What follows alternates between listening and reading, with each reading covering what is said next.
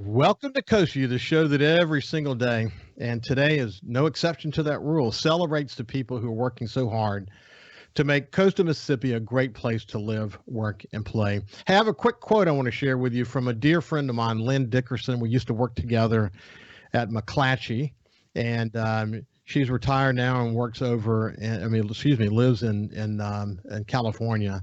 And we stay in touch through Facebook, but she's quite an inspiration.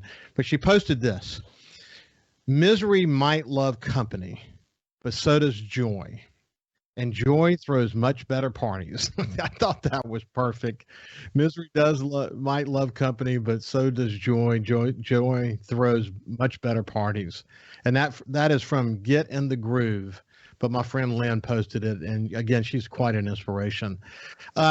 I've had this ongoing conversation with Tish Williams. Tish is, man, she is, well, I might as well just call her Miss Hancock County. The work that she's done since after Katrina, the contribution she's made. And as I say about chambers every day, chambers aren't playing the old chamber role where they just focus on business and whatever. They're all about community development. They're all about leadership development. They're about creating incredible new dimensions for the community that will bring value to the community. So Tish is great at staying in touch with Cammie, our content producer, Kyle and me, to tell us about what's going on in Hancock County. And recently she told us about something that Steve Barnes, by the way, you may know him. He's the executive director of the arts in Hancock County, and he's got a cool past. I'll tell you about him in just a second.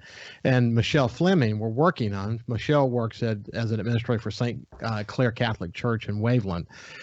And it's a great project. And by the way, if you've been down I-10 and when you turn off to come into Bay St. Louis, we'll talk more specifically about what exit number and all that here in just a second. You may have seen the high water mark that's there, and we're going to talk about a really kind of innovative program related to that and the art community here in just a second. But before we go any further, let me invite Michelle and my friend who's been on the show before, Steve Barney, to back to Coast Vue and say how you doing. Hey, Ricky. Good morning. Good to see y'all. Thanks for joining me together. So let's start with you, Steve. I want to give people a bit of a background. You're actually doing this project as part of a leadership program. We're going to get to that in just a second, but remind people sort of where you come from. Yeah, so, I am here in Bay St. Louis. I have a pottery studio. We make the mugs for the Lazy Magnolia Brewery. That's kind of the day job. And for the last 4+ years, I've been involved with a local nonprofit, the Arts Hancock County. It's a 501c3.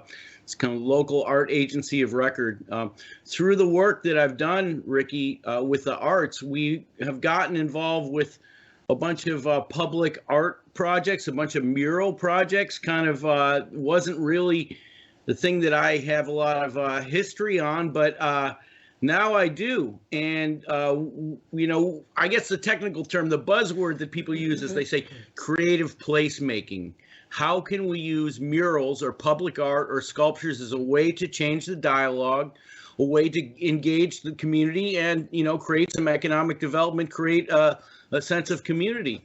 So, when we talked last year, we had received a substantial grant from the Mississippi Arts Commission for this wall-to-wall festival, and we put 14 murals all over Bay St. Louis. And one of the things that we talked about, Ricky, was how that project could be a catalyst, how that could jumpstart new projects going on. And that's how we got involved in this project here. It's exciting, the outcome, because when you and I, when we talked, we had some artists with us, and it was a work in progress. But to see how it all culminated, and that is the Wall-to-Wall Public Art Festival, it's really cool. You had to look back on that, and I'm sure when you drive by those murals even today, you do so with a lot of pride.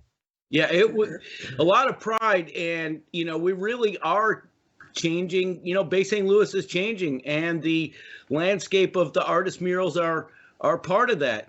Not only am I proud of it, I'm certainly learning a lot. We understand the process of how we engage with the chamber, local businesses, the community, and the artists, and all the logistics to make it happen, which is not small, especially for the project we're working on now. My friend Robert St. John, the restaurateur, and he's got the show on Mississippi Public Broadcasting, Palate to Palate, and people know him. He's just kind of a ubiquitous guy. Most recently wrote the book on Walter Anderson, and he and a producer did this incredible documentary that you know about on Walter Anderson. Yeah. But he posted the other day that people define the quality of a community in different kinds of ways. It might be architecture, it might be the people, it might be different. But he said, being a restaurant owner, that the way you can determine sort of the sense of place of a community is to go into a restaurant. And that's certainly true of Hancock County. That is definitely true. But I would also add that you can tell a lot about the sense of place of a community by looking into its art community. And you believe that wholeheartedly as it relates to your work, don't you? Oh, sure do. Yeah. Bay St. Louis, we talk about kind of its reemergence post Katrina and kind of this funky little arts town that it was, but it's something different now. It's something bigger, it's something greater, and art is part of that fabric everywhere you look, inside, outside, the people that you meet. It's kind of an intangible, but it's right in front of your face. And it makes a huge difference to the quality of life to the people who live there and the people who visit there. Michelle, you grew up in Pass Christian, you live in Long Beach, and you work in Waveland. I'm everywhere. Tell me a little bit about yourself. Well, actually, Bay St. Louis is kind of my home in the sense that I was born here, and my mother was born and raised here, and so I spent most of my childhood running the streets of Bay St. Louis. I spent 25 years working for the state at Southern Miss on the Gulf Park campus, and so now I'm doing my semi-retirement job, if you will, at St. Clair Catholic Church in Waveland, and hopefully one day I'll grow roots over here in the Bay again, but for now, not to be. But anyway, St. Clair is a special place, isn't it? It is a very special place. It really is. And Father Michael? Actually, it's Father Jacob Matthew Smith, who is homegrown from the coast. He's from Gulfport, actually. Okay. So why did I say Michael? I don't know. Well, there used to be a Father Michael Mariscalco there. Yeah. Okay. There you go. But a very special place, especially if you think about in the wake of Hurricane Katrina and the role that incredible Catholic Church played in the recovery effort and restoring hope for people. That's a heck of a story, isn't it? It is. I wasn't there at that time, but I'm very familiar with it. So. Yeah. So, okay. So I'm assuming that you and Steve knew each other already, long before you got to know each other in leadership, but not really, no. No. Well, see, one of the great things about the leadership programs that all the chambers have all up and down the coast is the ability to bring these diverse thinkers and creative people and leaders together. And here you are working so close to one another and you really didn't know each other. So I think it's cool that you came together this way. So, so tell me about how the leadership program is going. We'll come to your project in just a second, but give me some background on the program, Steve. Yeah, well, the leadership program's been going on here in Hancock County for about 10 years. It's an offshoot of the chamber. Janelle Nolan up at Coast Electric has been running that program now for the last decade. I actually was fortunate to participate in the program a couple of years ago, and now I'm on the steering committee and one of the facilitators helping to shape the program and deliver it to future classes. And so in this year's class, there's 25 students that we have from all walks of life, all ages, all different types of industries representing the art sector, the service industry, public, and we come together and it is all about networking. And, Michelle and I met each other at our leadership retreat out at Camp Beckwith in Fairhope back in October. And we were talking as we're overlooking Mobile Bay about this project. And here we are. One thing leads to another. Okay, what we're going to do is on the other side of the break, we're going to pick it up and talk about the Katrina High Water Mark Revitalization Project. But just in general, Michelle, when you think about your participation in the leadership program, has it been eye-opening for you? Very much so. I mean, like I said, I spent much of my life here with family, but I've learned so much just in the few months that I've been in the program that I absolutely love it. And I'm so glad that I said yes. That when I was invited, yeah, say it again. I'm sorry. I said I was invited to apply, and I'm so glad that I said yes and I was accepted. Yeah, I mean, the networking, I would say probably of the leadership programs that exist all along the coast, and they've all, the more people who get involved over the years, the more significant the programs have become. I think Katrina has fed into that because we all have more of a sense of volunteerism and more of a sense of giving back to the community. But they have, the networking is huge.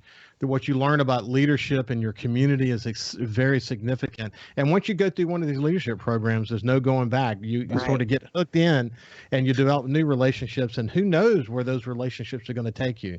When we come back after the break, we're going to continue our conversation with Michelle Fleming and Steve Barney and talk specifically about a very exciting project that they're working on in Bay St. Louis. We'll see you after this break. The Gulf Coast Business Council, the chambers all along coastal Mississippi, they're all involved in some form of leadership development. And, leadership development doesn't necessarily just have to be being involved in a specific leadership program. It may be just being involved in the chamber and chairing a committee and getting experiential opportunity, getting some experience in leading the charge on some topic of interest, something you want to learn more about. There's so many ways to learn. But one of the reasons why coastal Mississippi ticks maybe a little bit better from a leadership point of view in the community than other communities is because we've been so dedicated to this, and we get it honestly. We've had to test our resiliency by having so many disasters, not the least of which most recently the pandemic hitting us. It's just good that we're focused on these things. Good that we're bringing people together and focusing on creating teams of people who develop lifelong relationships that, again, who knows where it's going to take us. Takes us in all kinds of different directions. We're visiting with Michelle Fleming and Steve Barney. Steve actually went through the program a few years ago for the Hancock County Chamber, and now he's involved in the task force to make it special. And it wouldn't surprise you to learn that because of his art background and his art responsibilities, that art is an area where he has tremendous passion. Mm-hmm. And Michelle Fleming is actually a participant in the program, and the two of them are joining me to talk about a very special grant and project that they have undertaken to do what is called the Katrina High Watermark Revitalization Project. And you know the exit is exit 13. Off of I-10, coming into sort of the welcome to Bay St. Louis exit coming in off of I-10. And for years, you probably have noticed the high water mark there. If you've gotten off the exit to get gas or done business in the community, coming back up onto on I-10, you see it there. And so what they wanted to do is something special there. So, Steve, why don't you kind of take it from there? Yeah, so these high water marks that you're describing at exit 13 were actually constructed by the Mississippi Department of Transportation, MDOT, back in, I believe, 2010? 2010. Yeah, and they were a memorial to the Katrina high water mark. It was the only high water mark in Hancock County signifying the tragedy of the disaster. Well, kind of ironic, almost the day after it was painted Katrina high water line, there was a bit of an uproar that happened because here we have the Stennis Airport, the Hancock Port and Harbor Commission, all these efforts at the state level, at the county level to try to bring new businesses here, to stir economic development, to bring these business leaders in town. And the business leaders are getting a tour of the facilities, and then they look at this high water mark and they say, you want me to locate my business here below the water? And so, wow, now we got an issue, and it was almost immediately painted over. Yeah. That's so interesting. Yeah. So tell me the rest of the story. Yeah. So at some point, not soon after that, the property was actually transferred over from MDOT to the city of Bay St. Louis. This, if you look on a map, it looks like more like it's an area between Waveland and the Kill, but it's actually Ward 6 of Bay St. Louis is a low-lying area which it was annexed after Hurricane Katrina. And the city council had come to me and several years ago, and they said, Steve, we want to put murals here. Well, we had some architects and some other folks and myself. We go and we look at the site, and you know, it's not really a good place for a mural, right? It's kind of far from where the cars are. It's at, you know, a very steep angle, and you know, there were a lot of problems with that, and there were a lot of attempts to try to do something about this, but it's sat for over 10 years. And really what regenerated this idea was when Michelle was taking a geography class. My friend, Professor Joby Bass, he's actually a Bay St. Louis resident. He's a geography professor over at the USM Long Beach campus. And Michelle, why don't you tell a little bit of story about that class and the whole historical significance that you found out about? Sure. Well, I was finishing up a geography degree, and there's a capstone course which encapsulates several areas of geography. And first day in class, I'm given a blind assignment to learn everything I can about the high water marks up there at exit 13. While I knew of them and I heard of them, I didn't really know the depth that I do now. But I learned through the research that it's very much human nature to put a marker, a memorialization in an area. And it's also very much human nature for there to be controversy, for there to be a change of ownership, and eventually to be a big change to it. So all that has happened.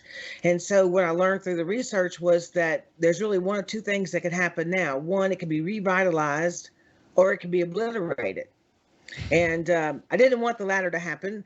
And so I kind of made it a personal goal to see something come to fruition with that. And so fast forward October 2021, when I meet Steve and I have a little folder and I was like, hey, I have this idea. And he said, let's talk. And here we are.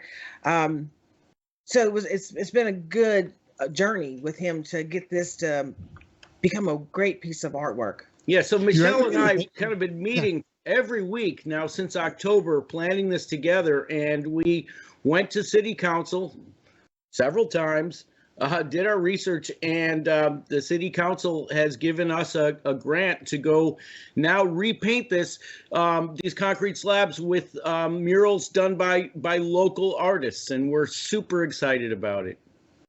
That's where I was about to say that the Bay St. Louis City Council got involved, and one thing led to another. Now you've gotten to a point where you're going to do a call for artists. Tell me about that. What's the process going to look like?